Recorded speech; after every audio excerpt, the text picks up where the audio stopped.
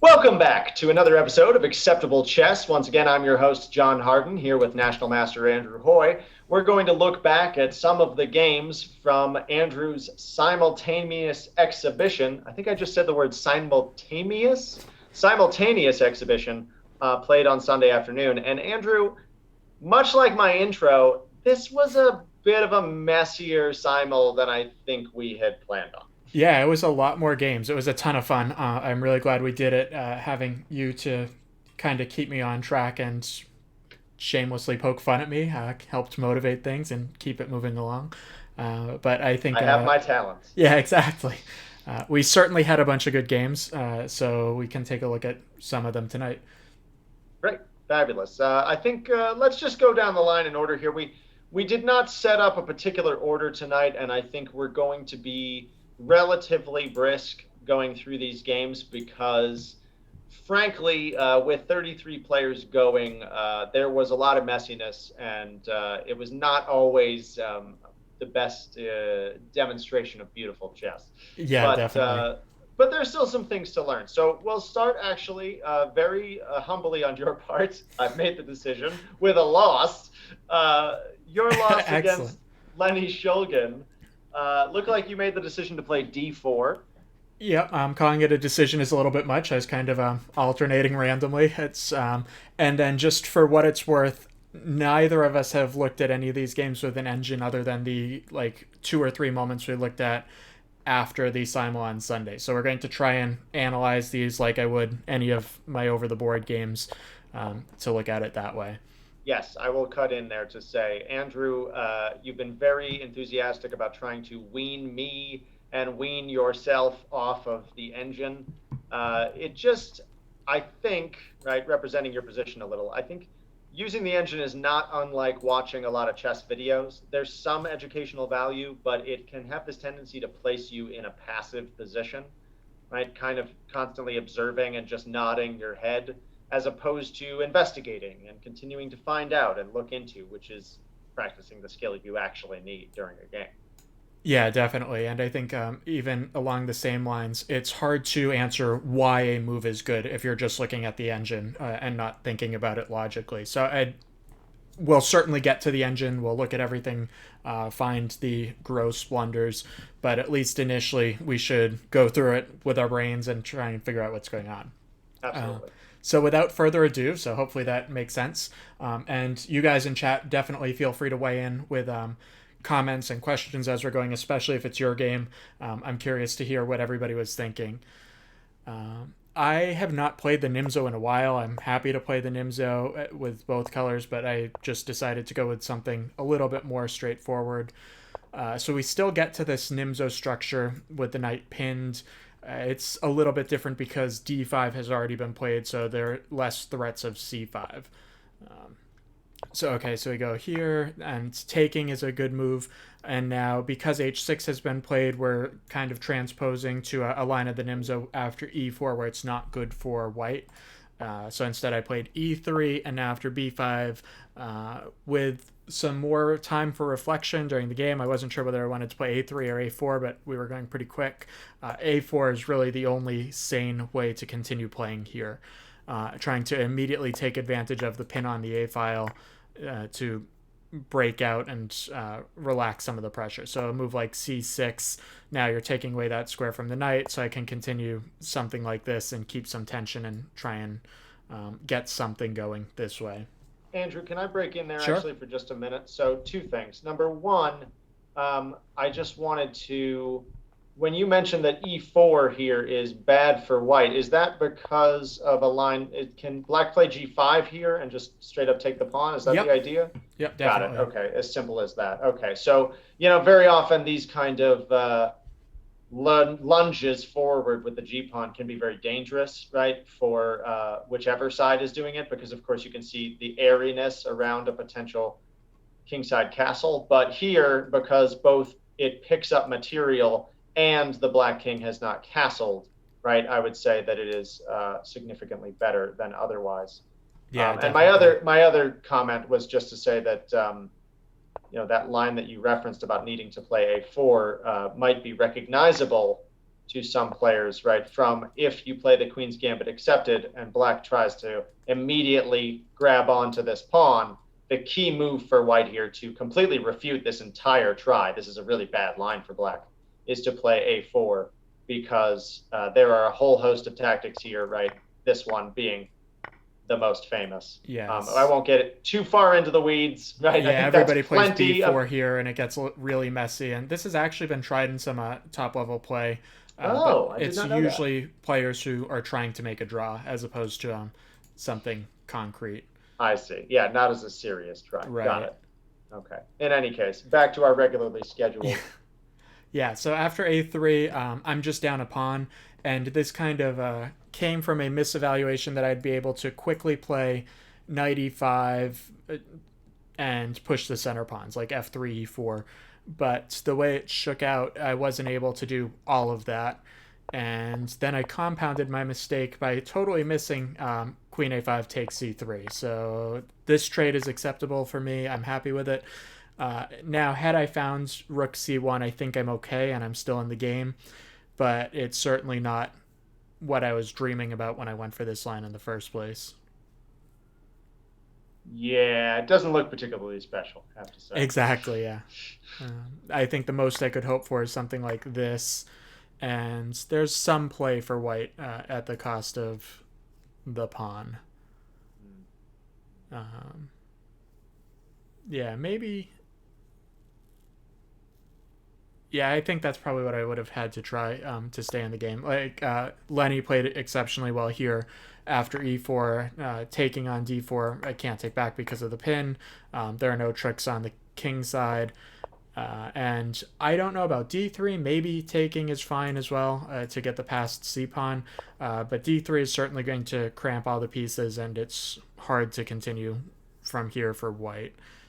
I decided to kind of attack with reckless abandon and hope for the best, hence queen g3 and e5.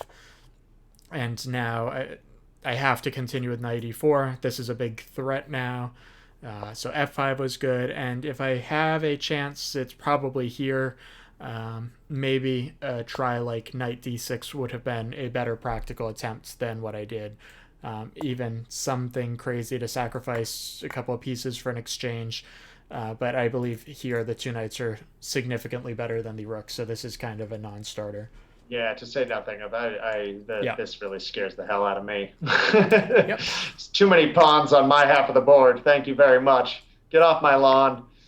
Yeah, exactly. So, but Lenny definitely played well from here. So there's really nothing else good that I have to say about this game. It was a very clean, methodical demolition from here. Even queen f6 is totally possible. I was planning to take here and hope for some tricks, but I believe even here a5, and there's really absolutely nothing I can do. Yeah, that's tough. Mm. Yeah, but very much a well played game from Lenny. Yeah, absolutely. Yeah, yeah, and no way to stop c2, so we called it there. So nice game. It's a kind of a inauspicious start, but I can say it's all uphill from here. Absolutely. Yeah, we got the medicine out of the way. It's Yeah. all sugar. Moving on, we're going to look actually, let's look back to back at your games against the Bash brothers, also known as the Larimer brothers, with Charlie first, because I believe he is the elder. Okay. Um, both brothers opened with the Sicilian defense to Mm-hmm. your e4, and I thought both gave you a pretty tough contest, although the results, I believe, were slightly different. Yeah, so we started off with a Mora, and then it was declined with this e6 move. So I played knight f3. It's slightly more precise to play bishop c4 first because it stops d5. I was just banging through the moves here. So there is this trick with d5 here, and this is actually something that's been played before. I still think I'd be happy playing the white side of this, and depending on the move order tricks, it's certainly possible. Didn't make a difference, so we just got to a normal looking, more a declined position. The key difference between this and an open Sicilian is that I've played c3. I think this is generally better for white than some of the open Sicilian positions. I have not committed the knight to c3, so the c3 pawn just shores up the center, and the knight is very nice on d4. I do have to be careful not to hang e4, and white's main idea is that if black breaks with d5, it's nice to be able to force some sort of isolated queen pawn. So d5 here might have been a try. This one in particular, I don't like as much because it really leaves the king side abandoned. Moves like queen h5 or queen g4 are pretty strong, but there's really no rush to do something like that. Knight d2 to e4 is an idea, and this is just kind of a nice attacking position for white. The bishop is kind of stuck over on c8 and can't help out. So that's why a lot of times you'll see black willingly go into this isolated queen pawn position, picking up a tempo on the bishop, and after a move like bishop b3, black will castle, and at least this way the knight is here, the bishop can develop somewhere along this diagonal, and white is going to have to play pretty accurately to reduce the pressure and get to an endgame with this isolated queen pawn. Yeah, absolutely. That's interesting. I don't know that I knew that point about the c3 pawn actually being a boon to white, but I do see, I mean, especially with all the counterplay that black usually gets on the c file, that maybe having a block of granite there instead of a piece that can be so much more easily attacked, right? I mean, just as an example, like b4 is not really going to threaten me the same way. Right, and as we see, the other knight will come to f3 to support its brother. The reason that we don't get this in the open Sicilian is because after something like knight f3, e6, d4, cd, knight takes, black has knight f6 immediately hitting the pawn, which forces knight c3, and now the knight's in the way. Yeah, absolutely. Yeah, other moves like people might be thinking of, like bishop d3, right, causes too many problems with this knight that's suddenly become loose on d4. And f3 is likewise a way to just create, I think, way too many weaknesses on top of just not developing, right? It has to be inferior. Bishop d3 is actually a very interesting approach. It's an attempt to play c4 and play a Maroczy-Bind type of structure. I see. So, exposing my ignorance once again. Bad partnership. So usually black will play knight c6 right away to hit the knight, and then after takes, pawn takes, d5 is coming next move, and I think this is generally a fine position for black. Black has shown probably an edge here in practice. So again, it's another tricky move order that doesn't necessarily work out well, but it's a topical line. You could investigate that for both colors if you're interested. I might if I'm not tired. Yes, yeah, exactly. So we got here. I moved the bishop back so that if any of this d5 stuff happens, I'm not losing a tempo. That's definitely a Simul type move.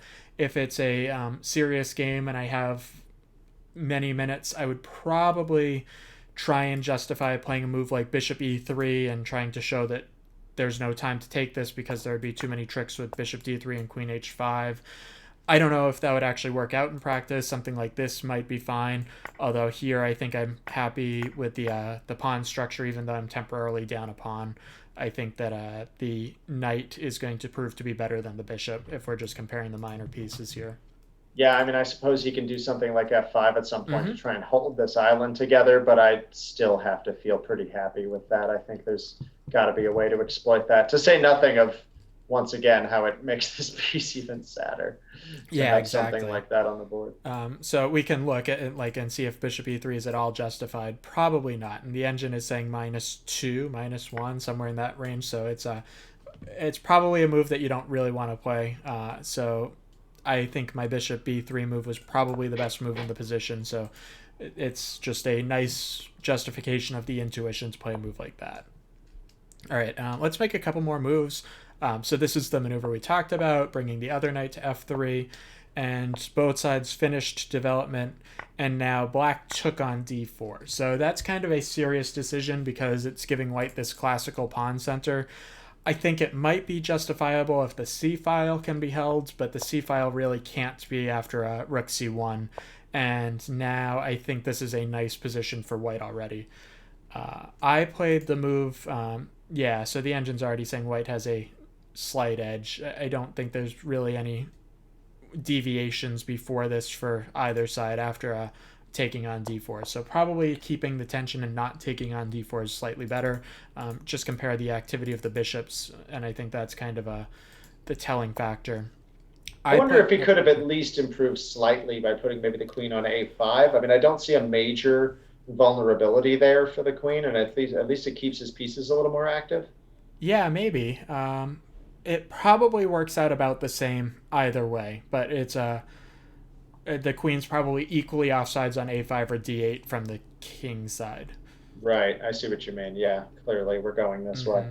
Okay, interesting. Yeah, so after a5, I decided to go this way, and now I thought that black might try knight h5 followed by g6 to try and swing the knight around to f5.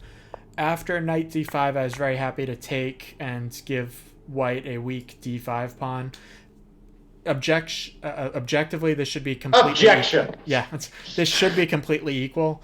I think practically speaking, this does give me a little bit to play for. I think the knight against the bishop will let me try and improve my piece, whereas the bishop's kind of already as good as it's going to get. And I will play against the weakness of the e6 pawn. And that's just kind of an attempt to win a game from equality. I'm okay with the game being equal because there's still a lot of chess left to be played. So again, to keep going, h3, just kind of a slow move to restrict the bishop. Maybe I'll play bishop h2, f4, f5, queen d7. I don't know why I played a3. I think it was probably just a quick move to try and gain some time. And here, I think the opposite bishop's favors white, but again, it's very hard to say for sure. The only real chance I have to win this is going to be some kingside attack. So I have to do something like this and try and put the bishop into f6 and attack on the dark squares. Another one of these opposite color bishop themes. Yeah. Yeah. You're favoring your attack because this bishop is ill-equipped to defend. Mm-hmm. As the game went, that's kind of what happened. Queen e3 immediately, I was worried about d4, and then after queen g3, even d3 is possible. And I believe here I would have to bring the bishop back to d2 at some moment to stop the pawn, and I don't know how I'm supposed to be checkmating black if I let the pawn get rolling like that. Right. So much for giving him a weakness. Yeah, exactly. Instead, I brought the queen back to d2. The idea was to meet d4 with something like rook d1 and bishop e3, trying to take advantage of the pin. But probably d4 is a real move here. It's something that could be considered. After queen c7, I got off of the back rank, and now we had a couple more moves, and I just started my plan. The one thing that I did want to point out is that there's really no huge problems losing the a3 pawn. I might have allowed d4 here. I think this is probably completely winning. So that was probably a huge oversight on my part. And again, just something that happens when you go way too fast. Yeah. Yeah, it is important to note for the viewers who haven't already spotted it that you did end up with 3.5 minutes here. Yeah, I think this was from the time when I was just going through the games as fast as I could because I was down on time in basically all of them. So, okay, but we dodged that. Hooray. And then I got out of that trick. And now, again, I don't care about the queenside pawns. I just care about the attack. The rest will work itself out. So I give away this b4 pawn to lift the rook. And now threatening mate, so g6 is forced, and now the dark squares are weak. So I have two ways to try and continue. I can either do this, or I can bring the, let's use a different color, or I can bring the bishop to h6 and try and checkmate this way. I decided with very little particular reason to go e3 to h6, although e7 is probably equally good. F4, just an attempt to lock down this e5 pawn. And now f5 is a real threat. So black defended that with bishop f5, and now I decided to just kind of throw caution to the winds and push yet another pawn. Queen e6 is interesting, but I don't like giving white the back rank, and I think probably it's already a decent position for white. It's at least going to be equal here. Bishop c5 makes a lot of sense. We're threatening mates on f8 right away. Basically, any move other than queen to c8 is going to lead to mate. Black did find queen c8. I could take on d5, but I thought that gave away too much of the dark square control, so I decided to let the pawn stay on and play queen f6 instead. And now I played bishop d6, hoping for tricks like e6, and sure enough, that's exactly what happens. And after rook takes f4, e6 is just completely winning a rook. Yeah, we're very, very threatening mate strong. in 2. Very, very nice. Mm-hmm. Yeah. No, that was very good. I mean, despite the messiness of some of the position, right? I think the speed with which you developed that kingside attack and understanding exactly what you needed to be playing for was critical. Do you think there was any time for Charlie to push his queenside pawns on you? No, Right? definitely not the queenside pawns, but maybe the d pawn could play d4 right around here. Like Right, maybe because it after comes queen with a threat. f6. I don't know. Is there a like this was the moment I thought maybe d4 would be possible. I think I have to go back to d2 so that I have the same idea. And I'm sure that white is going to be like I'll have plenty of perpetuals at the very least. I don't have to worry about losing this. Right. That makes sense. That makes sense. Yeah, I see your point there. Yeah, and that's a very nice move too because it does Yeah. also open up to any One kind of totally random emergencies. line would be something like this. And if d3, I think even bishop f8 is going to be perpetuals, Ooh. which is kind of cute. Yeah. Yeah. So it's Yeah, you really can't get out of that. nope. Okay. All right. That was an interesting game. Let's keep it rolling, right? Yep. So Charlie played, I think, basically to sum that up, Charlie played a solid effort, but unfortunately fell victim to your sleaze.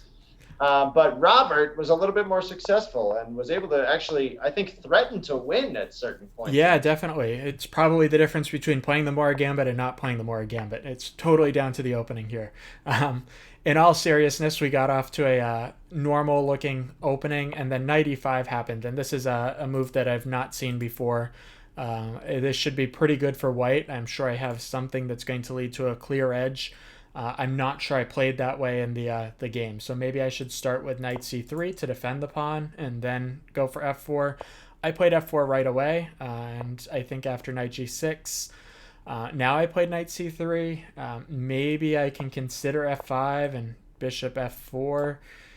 This was again something I didn't spend much time on in the game because it's a Simul and I had 32 other games to worry about. But probably if I had it over, I'd spend a minute and try and consolidate an advantage right away. As it was, I thought I got a decent position after knight c3. Here, once again, f5 is a possibility. I decided to go for bishop c4 for no particular reason. I guess I was thinking that after castling, I would have f5 at some moment.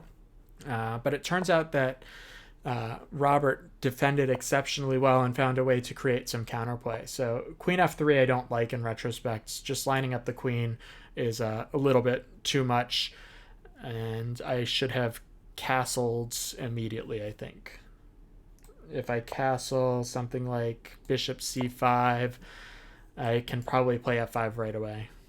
Yeah, absolutely. Yeah, that looks more thematic Yeah, and and less immediately dangerous. if there's a move like this, I actually have tricks like this, and just for one cute line, I have rook f7 here, and at the very least, there's queen h5, and I can take, so I'm only down an exchange. But there might be even more with rook f1 and threats on the f file. Just kind of something that I'm looking at as we're sitting here. But queen f3, okay, so be it. Once again, I probably should play f5. I think this capture runs into knight takes, and I'm threatening a check on g7. I'm really not sure why I didn't play f5 here. I castled, and now I probably don't have much. I was probably making some very witty and distracting remark at the time. Exactly, yes. Just goes to show how playing too quickly can definitely cause problems. So don't forget to use your time if you're playing something sharp like this. Once again, I thought I'd have some tricks. Knight g4 is kind of a amusing way to defend everything. And it was here that I started looking for sacrifices on e6. something like this maybe, but I didn't see anything concrete here. There's probably going to be takes, and if I take back on e3, queen e7 is very strong, threatening too many things. So I probably have to figure out how to give up an exchange here. Like, Can you play can you play Queen E5? yeah, Just that's what I was insane. looking at. It's and then there might be some check, but I don't actually see it. I think King F8 is probably fine, and something like Bishop D5, Queen E7 is exceptionally strong, forcing the queens off. Mm, I'm down a yeah, whole rook and a piece right now, so it's not enough. Like even this, the knight is just going to sneak out, and I'm down a piece. yeah, yeah. Mm. Huh. Interesting. Yeah. Wow. Maybe rook takes f7 again here.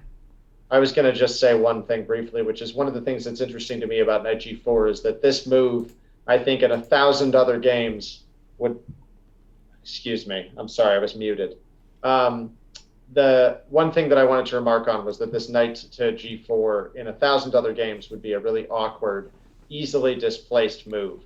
But because it just happens Yeah, to hit exactly. this e3 bishop, it suddenly becomes an excellent move. And just the subtlety of the little differences. Mm. Anyway, continue. Yeah.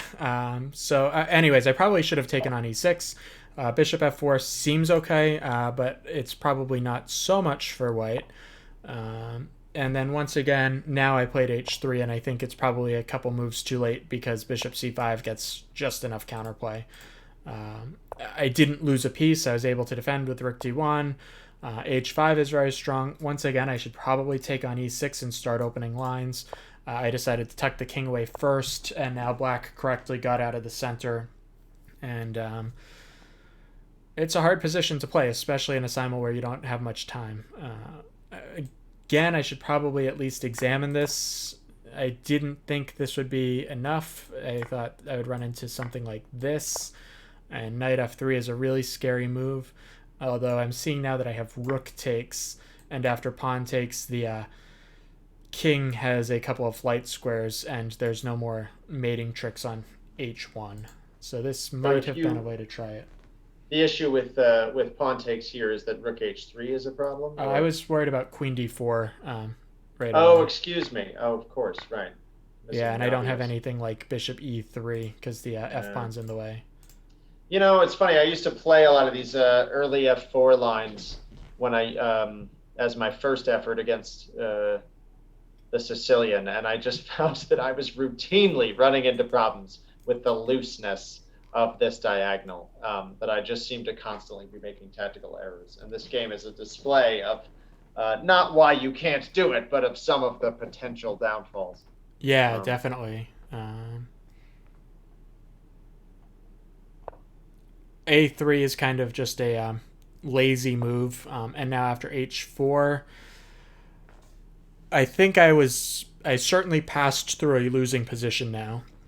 Maybe I can play queen e1.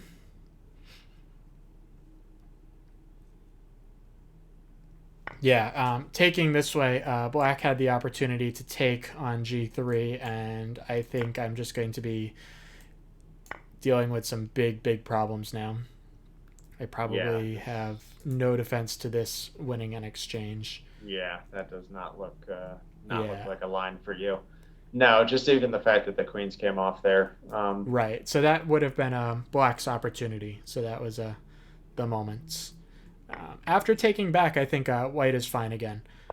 Even queen f4. I also looked at queen h2. Just keep the queen on this nice diagonal. After queen f4, the bishop went back to threaten ideas like c7. And now I decided to go a little bit nuts and sacrifice a piece, hoping for some tricks on the king. And I don't love bishop c6. I think this was kind of one of the last chances to try and get active. Maybe a move like bishop c5. Once again, with the idea of coming to this diagonal, even just having the opportunity to trade off this knight is really going to make a big difference. As we see in the game, this knight on d6 really gives white a ton of opportunity, and it's very hard to lose this game with the knight there. Yeah, I think also, honestly, I think looking at this structure, looking at this bishop, I think D5, Yeah, that would right, have is been a good move probably, too. Same idea. yeah, It stops knight d6. exactly. Stops night. I feel like, and I wish I could be specific, but this connects to me with some game, maybe one where someone clobbered me. But there's something about this move, right? Hitting the back of this structure, opening up these pieces. Oh my God, just nastiness for me. Yeah, maybe I have to trade queens here, something like this. And I think this is an interesting endgame. I'm down a piece. I do have a couple of pawns, so it's not totally losing. Like, for example, if bishop takes, I would trade the bishops in a heartbeat to get closer to an endgame. Maybe there's rook takes. I'm not sure. I don't know that I love trading off a set of rooks as black. I might want to keep the rooks to try and make something happen with the extra piece in the middle game. But there are a lot of weak pawns, and this a pawn does move up the board very quickly and restricts the black pieces. But objectively, this should be winning for black. White should not have enough with two pawns for the bishop. Yeah. But it's a practical attempt. Okay, so Yeah, and I can after. certainly understand, especially down in time pressure, I can certainly understand the desire to just sack a piece and be on the attack. Right. Let the pressure be on your opponent's half of the board for a bit. Yeah, exactly. Knight c4 is another lazy move. I should reroute the queen over to the queen side, something like this. Um, Now I have to do that. I have to go back, so this is not great. I was very happy to see g5. I think it does give me an opportunity to claw out. Um, Even here, though, this is just trying to show that this endgame isn't so bad, but the endgame is probably pretty bad. Instead of that, I thought maybe king c7 to chase the rook first, and then maybe d5 and then take. Something like that. I probably have to play this, and then you can swap off a pair of rooks, and that looks pretty good for black. Yeah, the position is simplifying nicely. The pawns Mm-hmm. are in the center, and you're still up. He is still up a whole piece. Right. Yeah, so no, Uh, thank you. yeah. Okay, and now what happens to round out this game? I won a pawn, or I guess black gave away the pawn to try and open some lines. Yeah, this may have been an over pursuit, right? Thinking, not Yeah. realizing that you were able to swing over from here. Yes, I agree. Um, and now I think White's task to hold the draw is starting to be within sight. Again, it's still very good for black, but we have separated pawns and a lot of pieces still left on the board. So I think if I can take the h4 pawn as I do here, this is probably pretty close to a draw already. Something like this is probably forced.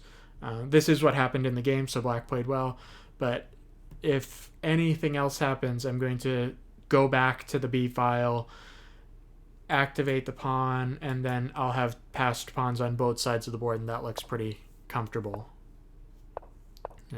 Okay, so let's go through the end of the game now. After b4, rook a8, I think I'm probably already drawing. I think objectively, white's holding now. And now I got another pawn. And here, I wasn't sure if I'd have some tricks when we were playing, so I tried g4. If something like this, I can probably take, and this pin is going to be decisive. Unfortunately, black can probably give up the piece and still hold the draw. Just move this way, and I don't think I have enough here.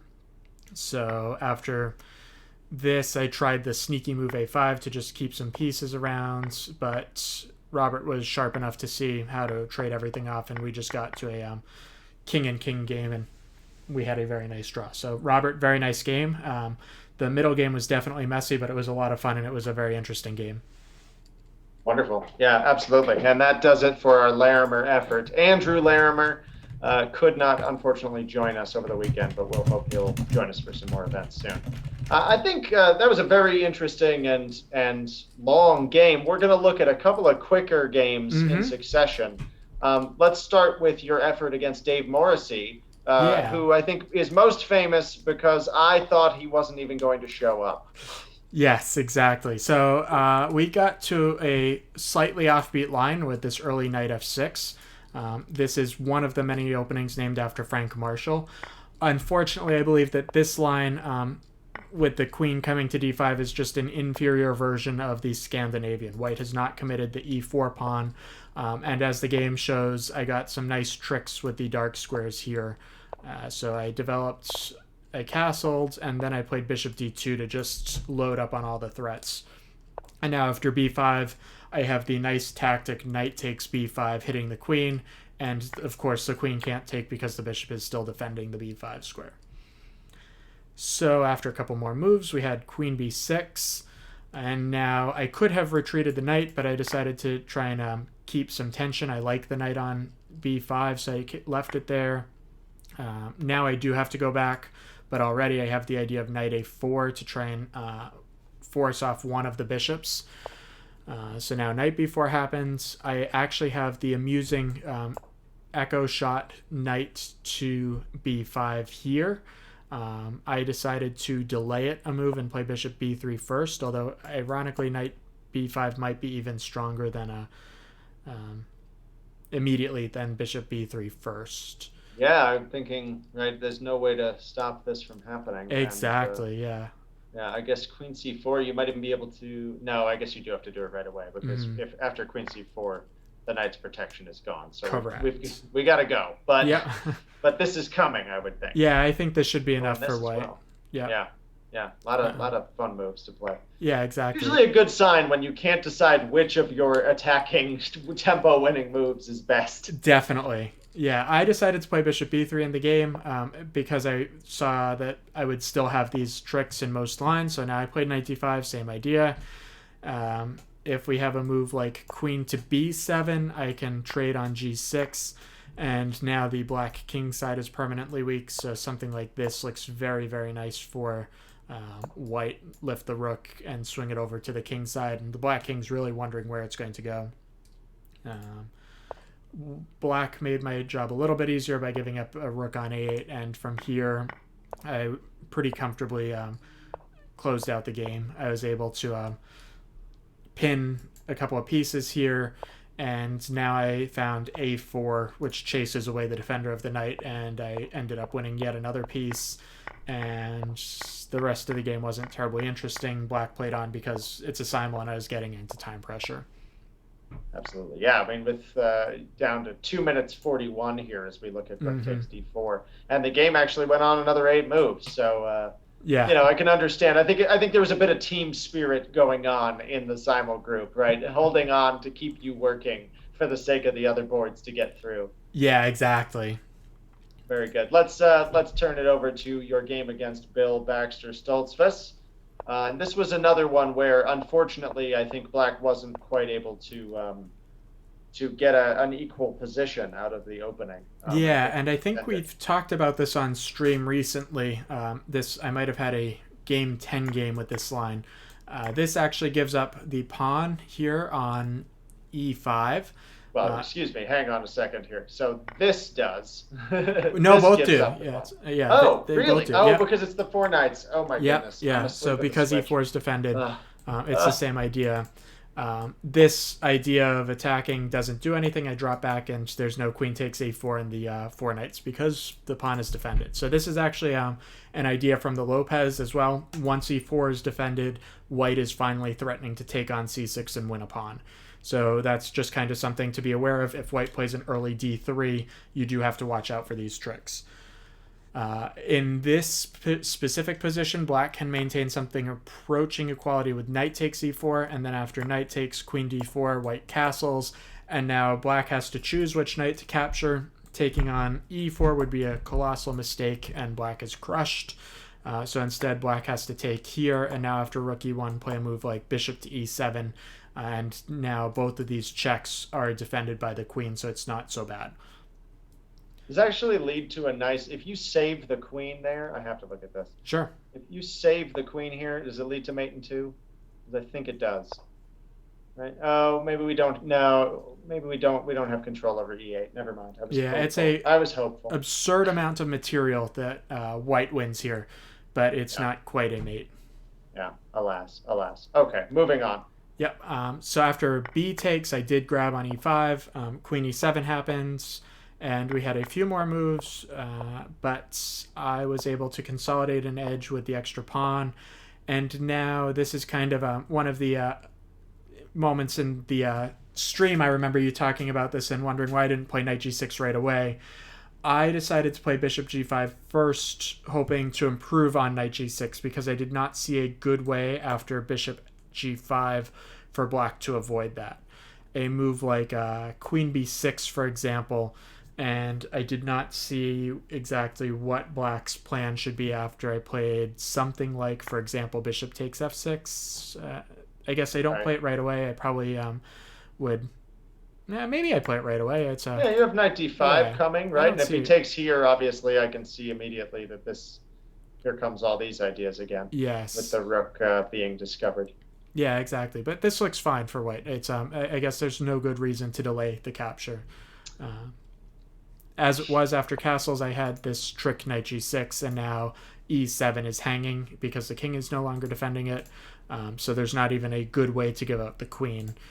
In the game after bishop e7, knight g6, I thought there might be chances for black to give up the queen and have some annoying pressure on h2. Probably this is still going to be very good for white, but this just looked like a position where there's enough material for black to make it a messy game.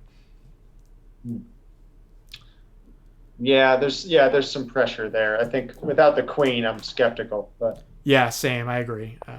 But I didn't want that, so I decided to go for this variation.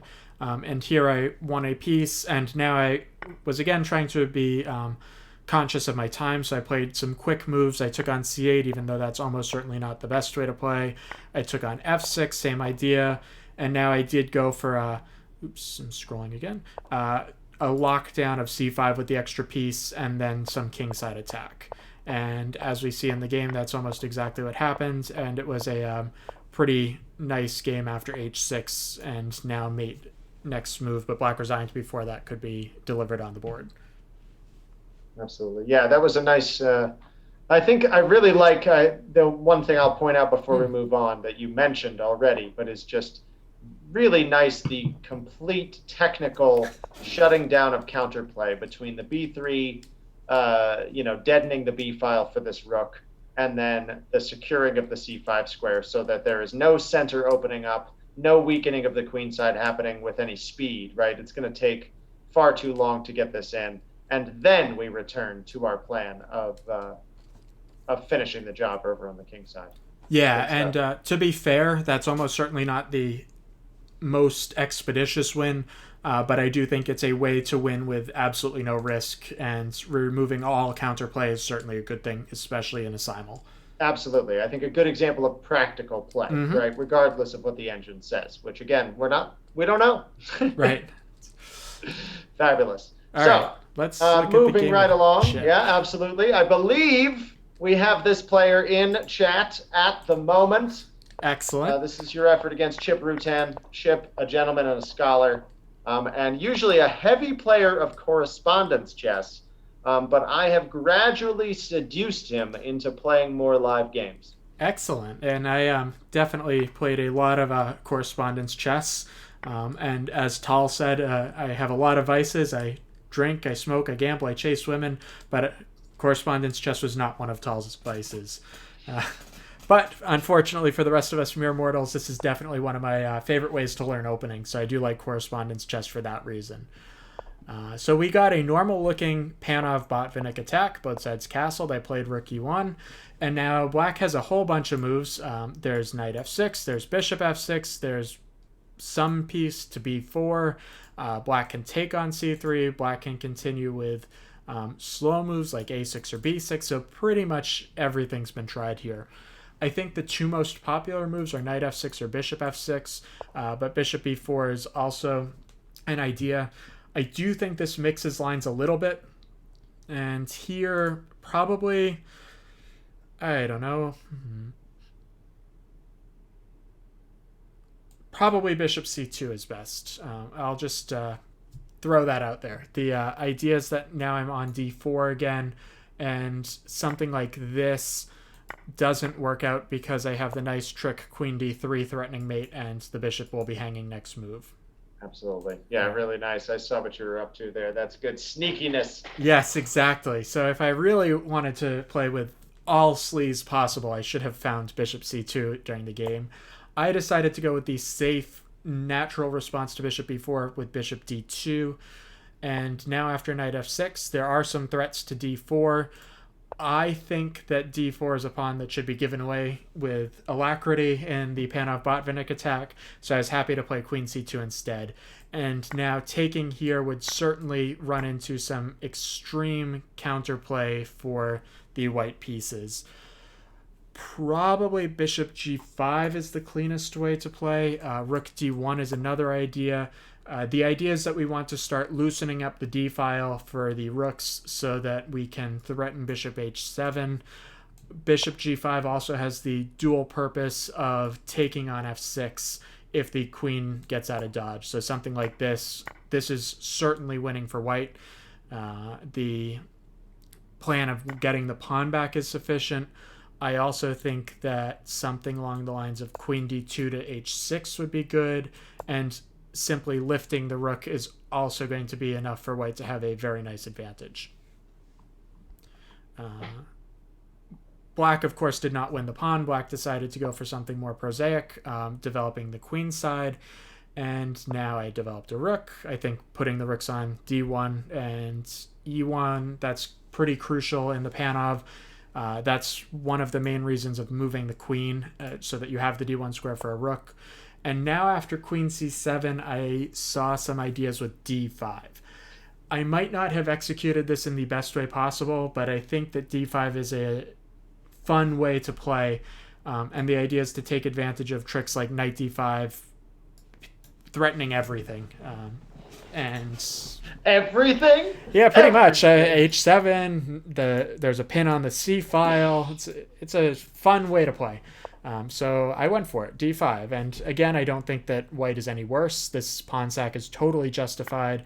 And now after pawn takes, I played a3, putting the question to the bishop. Taking on c3 is going to just leave too much to be desired. The knights are not doing enough to blunt the attack on the king side. And there are many, many examples of some beautiful sacrifices on h7 starting from positions like this. Knight g5 is an idea. Probably black has to play a move like queen to f4 to try and get out of the way. And now I have knight d5. Trading here would run into bishop takes, and the queen is already running low on squares. If we get something like this, I don't know. It's hard to say exactly how I want to continue. Maybe I'd take and lift to rook, something like this. Yeah, I don't hate it. Yeah. I guess we can't go there, huh? I'm wondering if g6 is enough here. G6 might be enough here, something like this, and I have to sacrifice. Yeah, that's a little disappointing. It really is. The good news for me is that this runs into this pin, and white would be completely winning here. So I believe that the recapture with the pawn is forced, and now there's going to be at least some perpetual here. Maybe I was about to say, yeah, you can't lose, I think, in such a situation with two of his pieces still parked at home.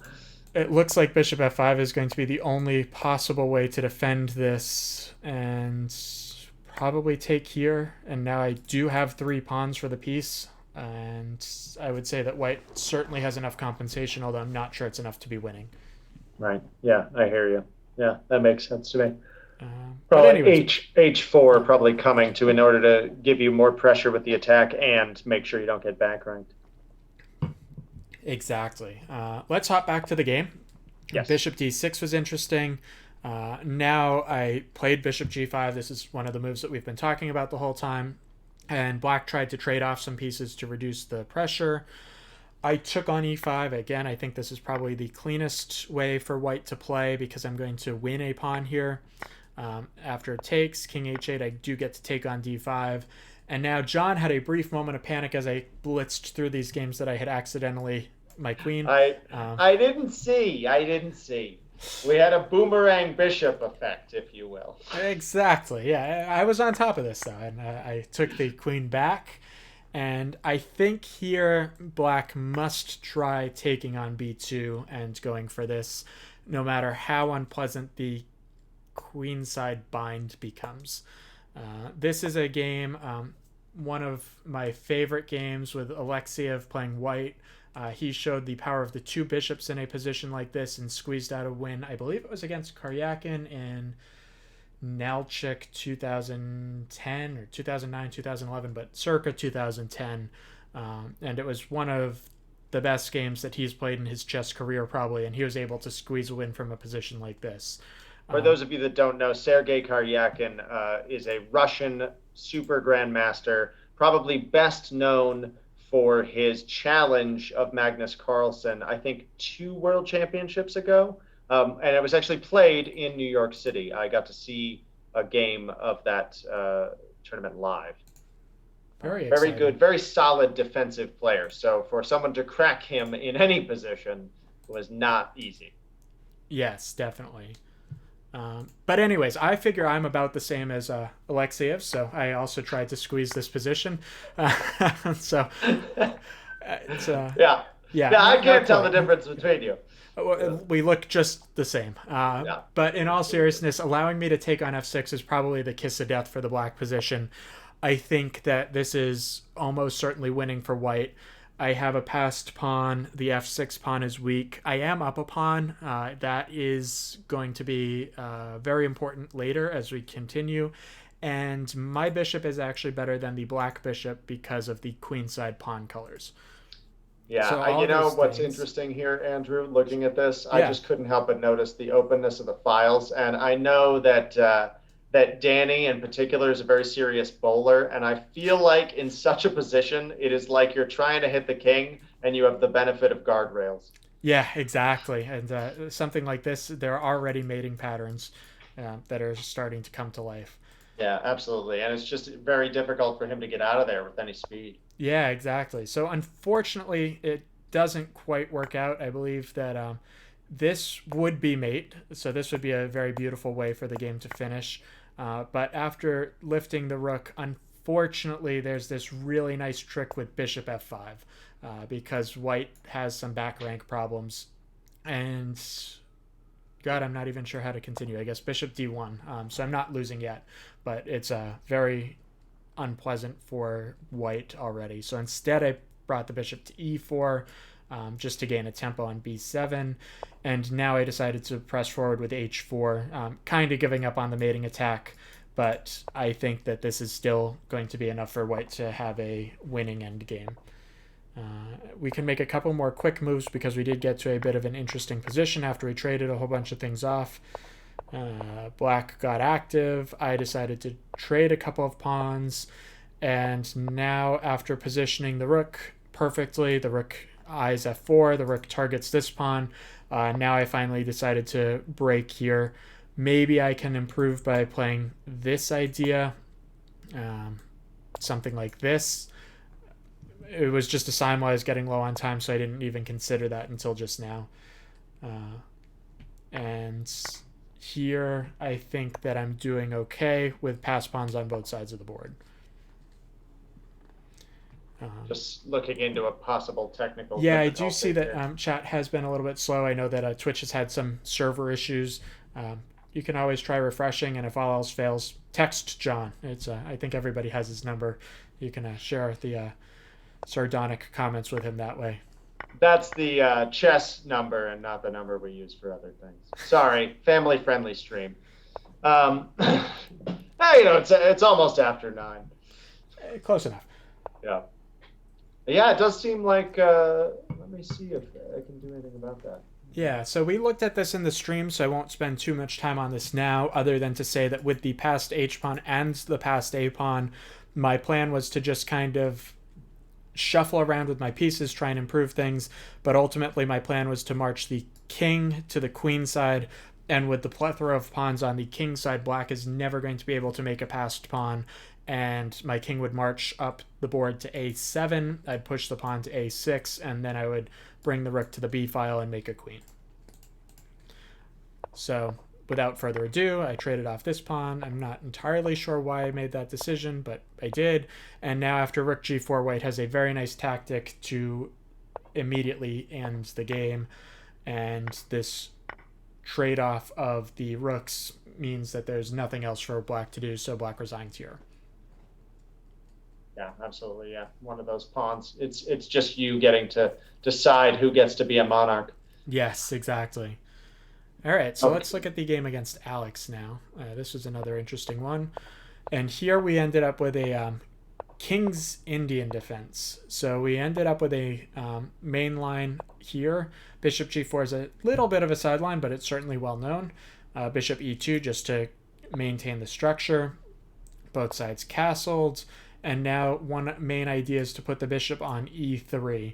And to do that, I did not want to allow the knight to come to g4, so I played h3. h3 is not strictly speaking necessary because the bishop's in the way. And now I developed the bishop to e3 the way I was kind of planning on doing it. And I think that this is a nice structure for white. I have the bishop pair, I have the bigger center, and I'm going to be able to do something like this to attack on the king side. Chip, you're welcome. That was a fun game. I really enjoyed it. So thank you for playing. It was an interesting Panov middle game. That's kind of a something I enjoy playing. Back to the game against Alex. I continued to develop. I think I at some point I definitely put my queen on d2 eventually. Yeah, okay, there we go. King's on d2. And now I thought I'd be able to get some sort of attack going here, but somehow it never really came to fruition, and black was able to defend very well. I like h5. I think it just shows that a move like b4 is a little bit too slow. I'll move the knight over here, and I should be doing pretty well. And black brought the knight back to try and defend. I traded. Maybe trading's premature. Maybe bishop h6, as the game shows, would have been better. As it went, I played b3. I took a move out to defend. I brought the queen over. But unfortunately, I never really got enough after bishop g7. I don't think there's anything concrete that lets me close out the game. It is kind of amazing. Yeah, we were remarking on this, looking at these games before the broadcast, that it seems like surely with the queen and three pieces and the sort of traditional ideas of removal, but even if you spotted yourself a rook over to h1, the reciprocation of these knights makes it surprisingly difficult to be able to get in. Yeah, I think in retrospect, maybe I should have tried something like this to create some play on the opposite side of the board. And if moves like this, I'm going to be able to threaten to push the a pawn. I might not immediately push the a pawn, but now combining threats on both sides of the board should be enough for white to improve the position in a concrete fashion and maybe win material. Yeah, absolutely. That makes sense. Even if we can just get some of these pieces to drift a little bit, maybe the king attack gets home. Yeah, I went a little bit crazy. I decided to lift a rook and hope for the best. And now black made a few very good defensive moves. I like this idea, defending along the 7th, although it's going to require moving the f7 pawn at some key moment. And now I played g4, which almost certainly is a wrong move. It's not the right idea in the position. Probably I should drop the bishop back and bring the rook over that way. And then I can consider moves like bringing the other rook in as well. As the game went, we'll see that black defended very, very precisely, winning a pawn on g4. And now, unfortunately, the queens get traded off right away. I think queen to f4 is the only move that doesn't lose here, but black does have queen f4, so it's fine for black. But just to show kind of how serious the position is, if the queen makes any other move, now king g2 and rook h1 happens, and there's no defense to mate coming over here. Even something like f6 trying to defend horizontally, well, this is pretty crushing. And this would be mate on the board. Yeah, absolutely. We don't even need to worry about being able to pick up any more material. Yeah, and I guess there is this defensive idea, but this is just completely winning for white. Yeah, just maybe with the amount of time left, it could have been slightly more interesting. Yeah. But Unfortunately, so it's all totally moot after queen f4. I don't have any right. time to do that, and I must trade queens. And now I decided to put on my swindling hat because I'm definitely worse here. I'm down a pawn. The e4 pawn is loose. The b file is very strong, and this attack is going exactly nowhere. So I decided to play f3, kind of shore up everything. This is a nice way to bring the knight in. I decided to get the rook out of the way so that the rook wouldn't be limited by the knight coming to g3. And now I saw that I would have one opportunity, and I did not want to miss my shot, so I played e5. After the capture on e5, I can either play knight e4 immediately or recapture. I chose to recapture. Just I did. I don't know why. I can't really explain it any better than that. Now I played knight e4. Similar idea. C4 is defended for the moment. A move like rook to b1 is going to run into this capture, and now the king is getting active. And here, despite being down a pawn, I would actually say that white is almost winning. I believe that c5 is terminally weak, and there's not enough counterplay for black to make up for that. So just looking at moves like this, I could take on g3 and win a pawn that way, but I'd rather take on c5. And this pattern, which is almost mate, is unfortunately not mate because the g2 square is available. And this d pawn is extremely quick in running forward to make a queen. I'm surprised you chose King G2 there, the King F2 there, excuse me, because I just something about the limitations of this pawn and the ability to check, right? It almost seems to me like maybe we should be going this way. Yeah, I unfortunately I do see an awful lot of mates here, and probably I Yeah. don't have a good way forward. Yeah, if you drift too far, I guess, yeah, suddenly we're going to get embarrassed. Yeah. Okay. Yeah. Okay, I interesting. just centralize the king. It's a kind of a rule of thumb, and that's why I kind of threw that one out. First I've heard of it. Okay, so now I took the opportunity of noticing that d2 is not available to get the rook behind the pawn. So I put the rook behind the pawn, and now this allowed knight f6 check, picking off an exchange, and this is definitely enough for white to win the game now. Once again, I lifted the rook, activated it. Unfortunately, I allowed knight d7. I just missed that in time pressure. If I saw that, I probably would have played rook e7 instead. And now knight d7, at the very least, I have rook b1 getting the rook to the active 7th rank, or if the knight goes back, maybe I'd consider rook b6, although this is probably equally good to start checking, and we have these blind pigs on the 7th. Anyways, let's go through the end of the game quickly now, because I think that's pretty much going to be it. With the extra rook, and now with the same number of pawns, there's really nothing that black can do, and black must give up the knight, and the extra rook is plenty to win. Absolutely. Yeah, just too much. Especially relevant the fact that the pawns are your passers are on the opposite side of the board from the king, making it even more difficult to defend. Yes. All right, very good. I think these next couple of games are going to be a little bit faster, and we'll try to kind of run down the hill here because we do like these shows to stay around an hour. So we have your effort against Ted Vogt, and this game was another of these 4 knights and another one in which you were able to pick up this pawn. Yeah, it just that's why I like the 4 knights. I get to avoid most of the Roy Lopez theory. I get to avoid things like the Berlin defense, although I like the Berlin defense for both colors. But here I just won with an opening trap, and now that I'm up a pawn, I was able to untangle, and I made this decision to play queen g3 and f4. I don't actually know if it's good. I guess it worked out pretty well in the game. Yeah, all right, I'll buy it. I think it's probably good. Now I Yeah, I may. think you probably, if he doesn't go for that check, right, and sort of make it easier, I think you always have knight e2 to kind of try and kick him away and maybe be able to play it. Yeah, I agree. I think that here I made a slight miscalculation in playing e5. My idea was to take advantage of the e4 square, even at the cost of the pawn. The pawn is hanging because of this pin. Taking back would lead to mate and two. This is not how I'd want to end my game. Not so But much. I'm sure Ted would be thrilled. yeah, exactly. Yeah, but let's avoid that. But I thought that with knight e4, I'd have some good play. Let me see what the engine says. And the engine says I'm +4, so that looks like Wow. it's a justified decision. Queen f5 was played, and now unfortunately I missed the very nice move bishop e3, which would trade off the strongest piece and, more importantly, win tactically because we're hitting the queen and the bishop simultaneously. Right. Critical that that bishop e3 move brings the rooks into connection, which Yes, is how exactly. often we see that the tactics work out if you just follow the principles of connecting your rooks. Mm-hmm.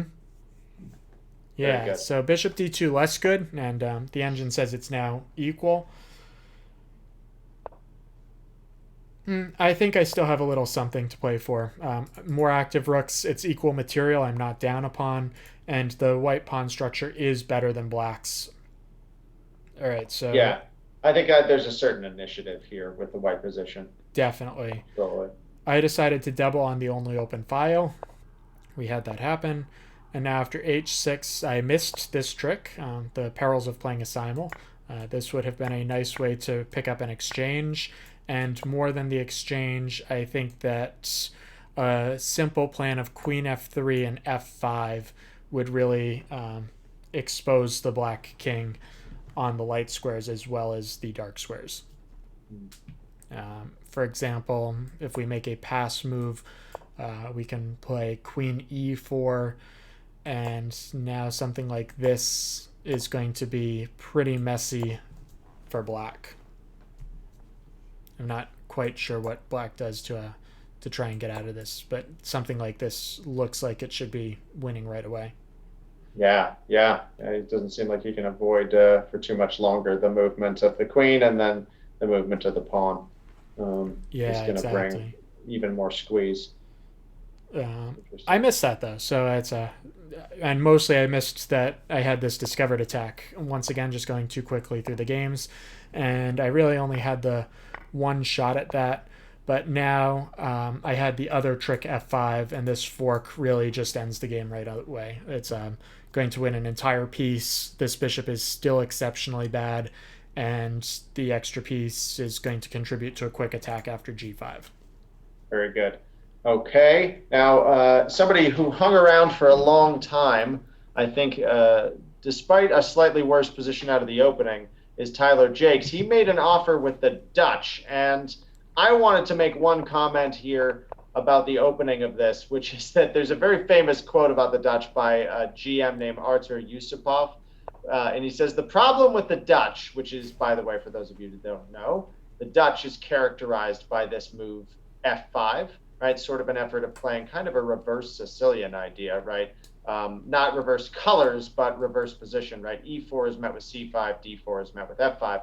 Yusupov said the problem with the Dutch is that black very often in the middle game finds that his best available move is to put the pawn back, which of course is illegal and therefore impossible. But this game really amply demonstrates that. And I will say, Andrew, you and I both play and love the Dutch. So I say this with full knowledge of the allure of playing it. But we see here, right, after this h6 move, that already you took the knight and developed already lethal threats on this h5 e8 diagonal. I mean, there's already mate and one ideas coming. Right, definitely. And I think black probably has to take back with the e pawn here to try and get some semblance of defense on this diagonal with g6, which will be the next move by black.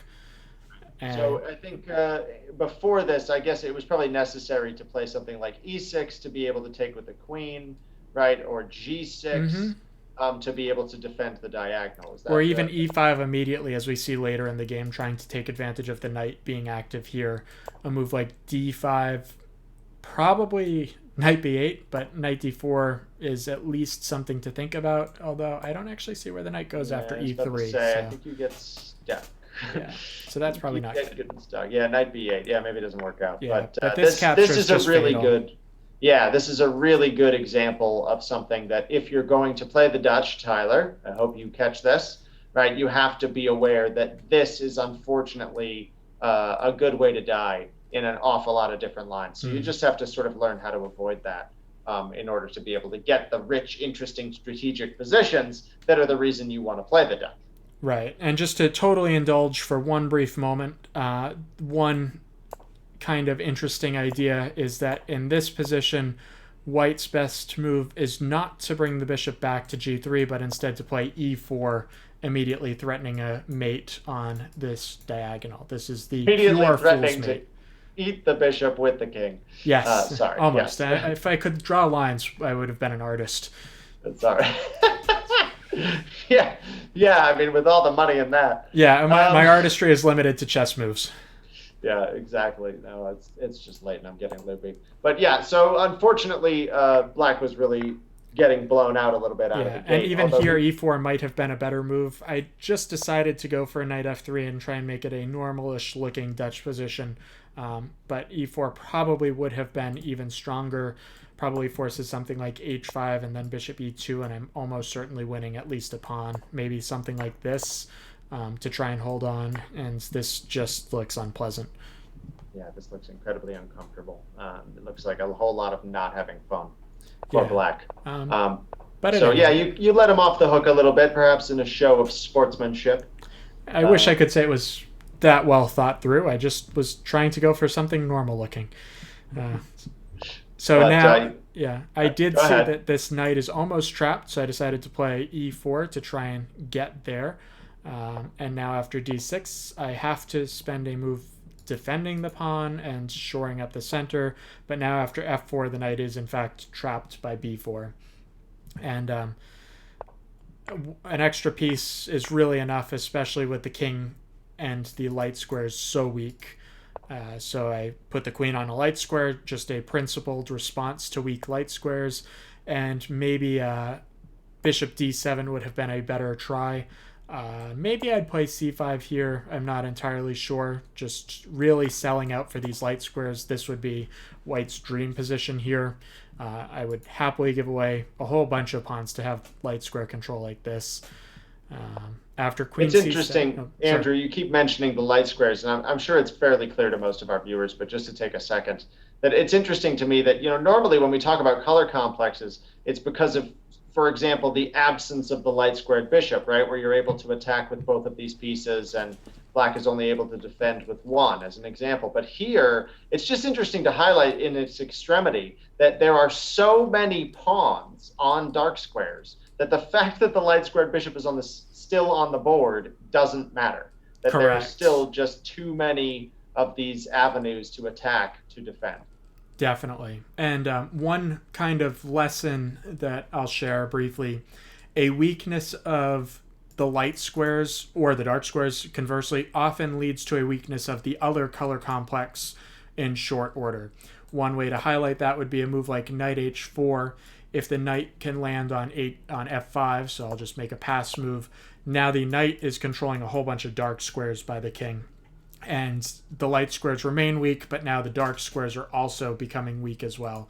So it just is an interesting fact of life that one weakness can lead to others. And that's how games can cascade away from you very quickly with just a few small mistakes. Very interesting. So, anyways, after knight queen c7, I decided to preserve the knight because the knight is going to come to maybe c4 after a move like c5. Tyler prevented that with d5. Unfortunately, this pin is pretty fatal, and now I traded queens once again, playing extremely practically in a simul and going for something with absolutely no risk, even at the cost of giving up a whole bunch of pawns. And we went into a position where unfortunately Tyler hung a rook, once again highlighting the light squares, and there really wasn't anything else about the game, although Tyler did play on a couple more moves to make my life difficult as I was getting into time pressure on a whole bunch of boards. Absolutely, absolutely. Yeah, I'm really looking forward to the next event. I have a feeling, knowing that this was your first simul playing this many players, that even if you're met with similar competition next time, I have a feeling that they're in for a surprise.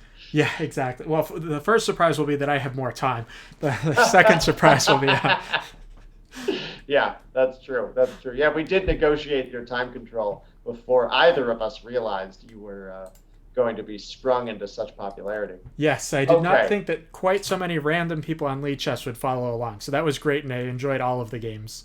we have two games left. We're going to look at them fairly quickly. One is your effort against Chris White, who entered into our weekly tournament and I thought did fairly well, Mm-hmm. but certainly prime space goes to Aaron Carey, who, although the game was perhaps not as interesting as we might have expected, still, Aaron's play in our recent tournament, 6.5 points out of 7, makes him our feature match.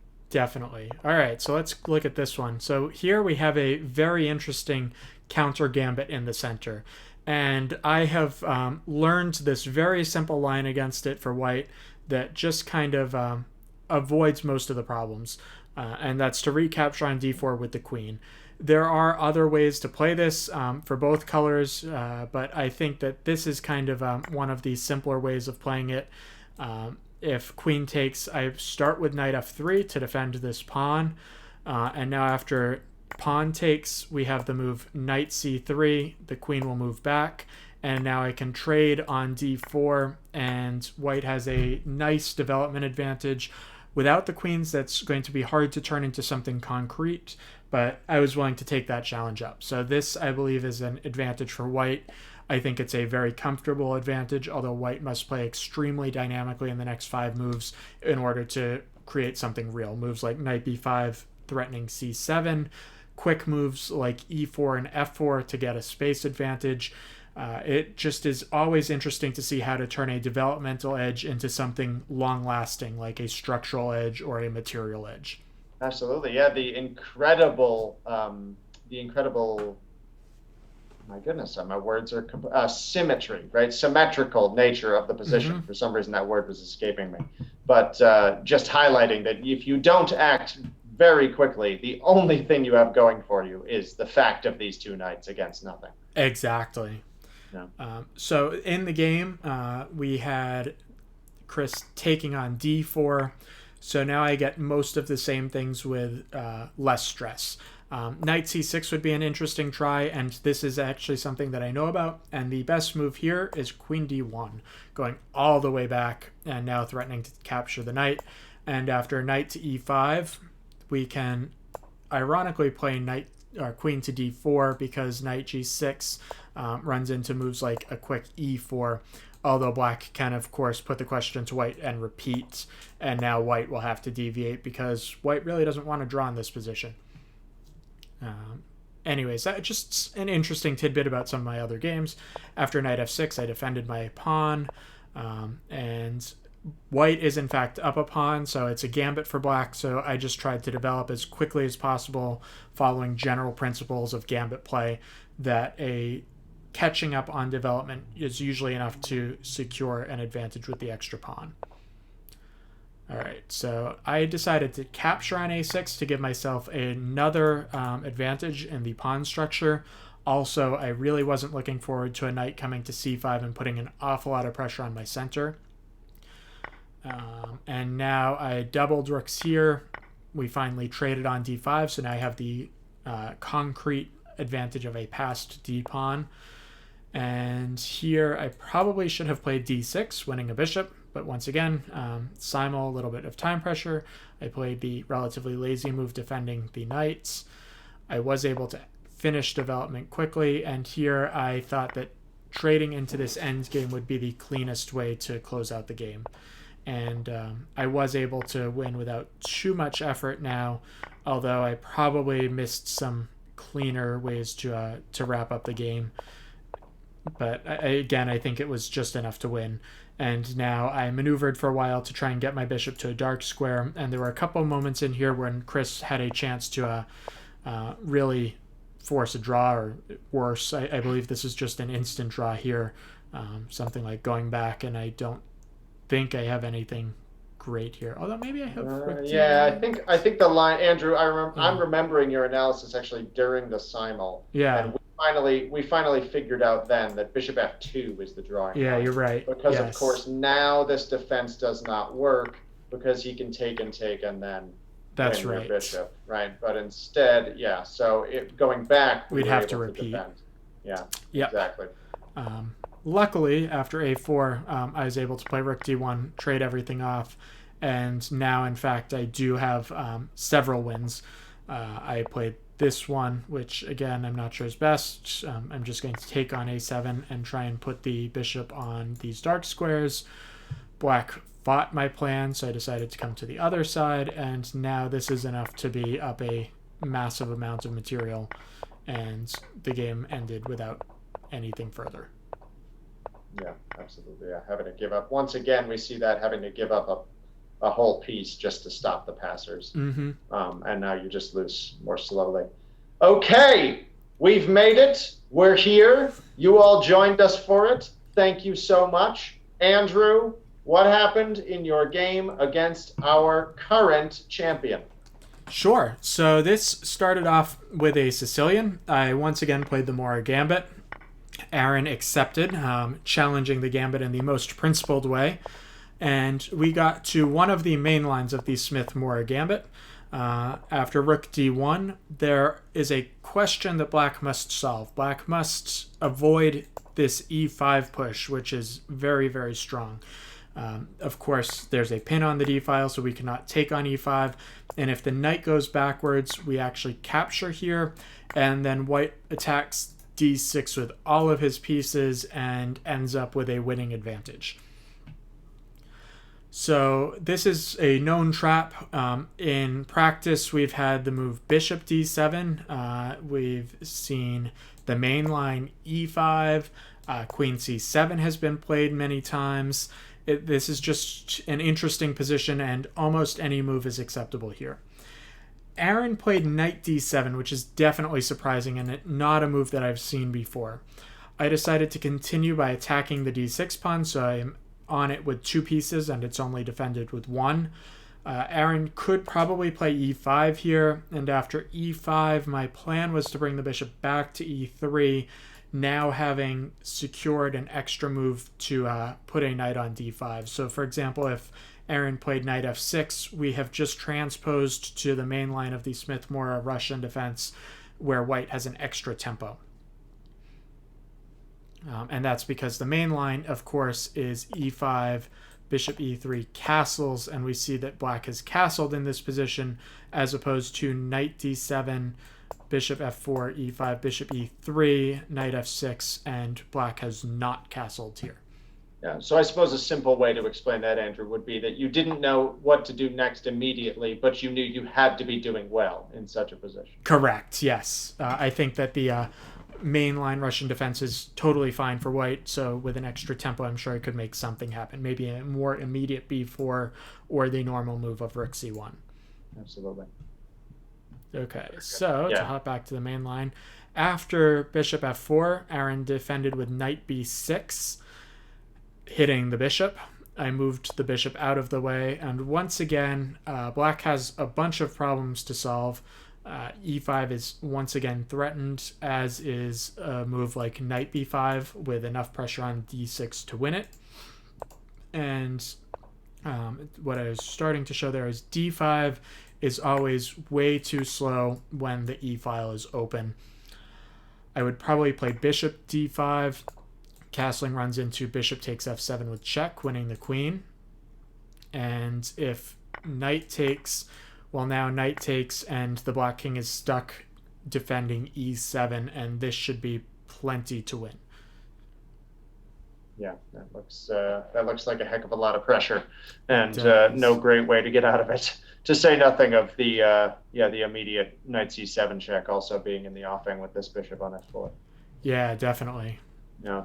So after bishop b3, Aaron castled to get the king out of the way. Unfortunately, that does give up d6 to knight b5. Aaron played e5 to try and break this attack, but the pawn on d6 is pinned, and as they say, the defensive power of the pinned piece is only imaginary.